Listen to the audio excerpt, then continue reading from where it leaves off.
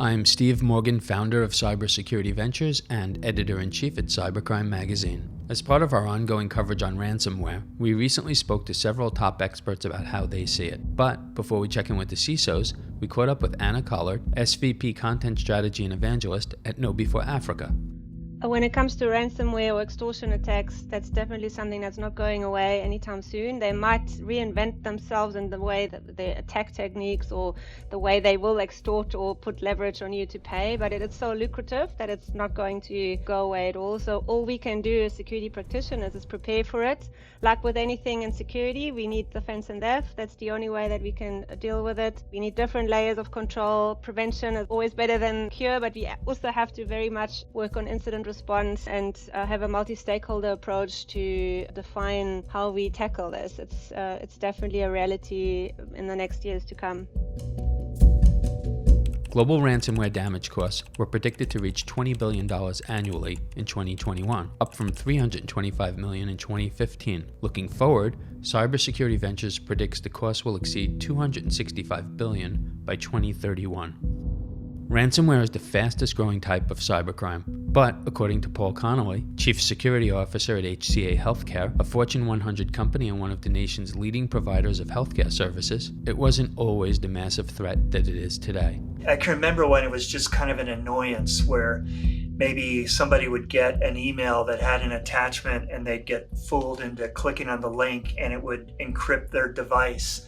So the worst case scenario is you would lose whatever was on that device, or maybe you pay $200 to get the key.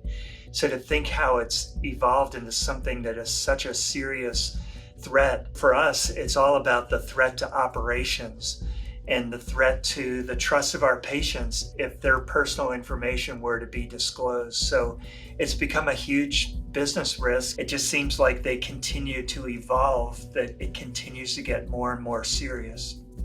By 2031, a business will fall victim to a ransomware attack every 2 seconds, according to Cybersecurity Ventures. This is a substantial increase from every 11 seconds in 2021. So, how serious is ransomware and what can be done about it? We asked Laura Diener, CISO at Northwestern Mutual, which was named one of the world's most admired companies in its industry, according to Fortune magazine's annual survey published in 2022.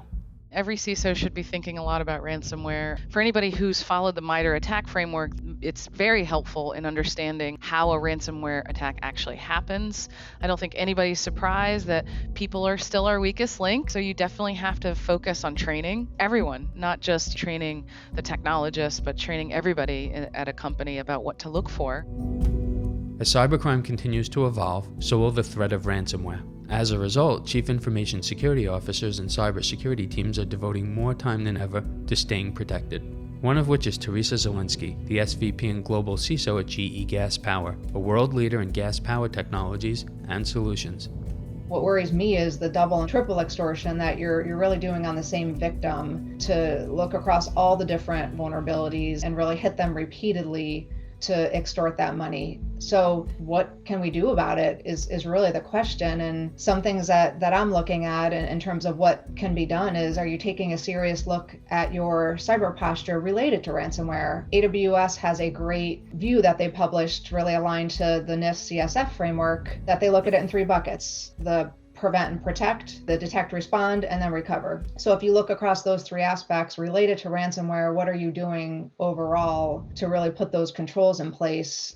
The continuing surge in ransomware infection points to ongoing challenges around security awareness training, a corporate capability that has proven to be crucial in preventing these attacks. Ian Anthony Baxter, Chief Information Security Officer, UK at Bank of Ireland, which provides simple, flexible financial services to UK customers, both directly and through partnerships with well-known UK brands, believes organizations can always do more to ensure their security and safety.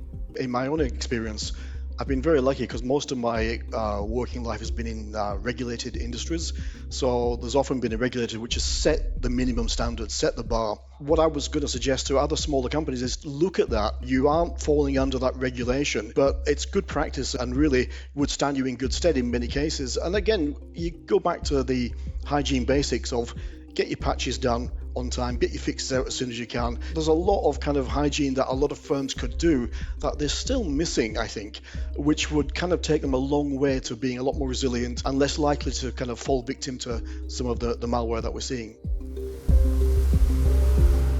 Ransomware is a global threat, and Cybercrime magazine is on top of it. For more information, including the latest facts, figures, and statistics which convey the magnitude of the cyber threat we're up against, visit us at cybersecurityventures.com. This special production is sponsored by KnowBe4, the world's first and largest new school security awareness training and simulated phishing provider that helps you manage the ongoing problem of social engineering. To learn more about our sponsor KnowBe4, visit KnowBe4.com.